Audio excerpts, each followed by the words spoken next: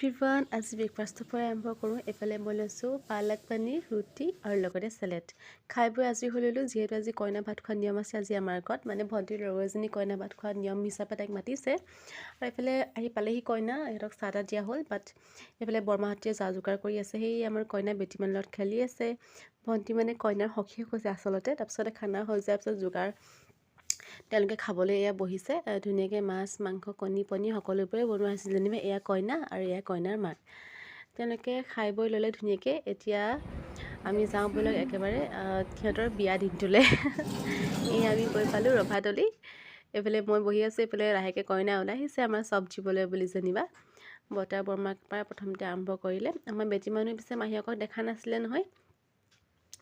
তাকে তাই মানে মাহীয়েকক দেখি ৰ'বই পৰা নাই। এইফালে এয়া কইনা বেটী মানুহ মাহীয়েকৰ লগত। বিয়াত খানাটো বহুত ধুনীয়া হৈছিল, যিটো ভিডিঅ' কৰা নহ'লে। যদি ভিডিঅ' চাই ভাল পায় আপোনালোকে লাইক কমেণ্ট কৰিবলৈ নাপাহৰিব দেই। আজিলৈ পিছে আহোঁ অন্য এটা ভিডিঅ'ত আকৌ লগ পাম। Bye bye.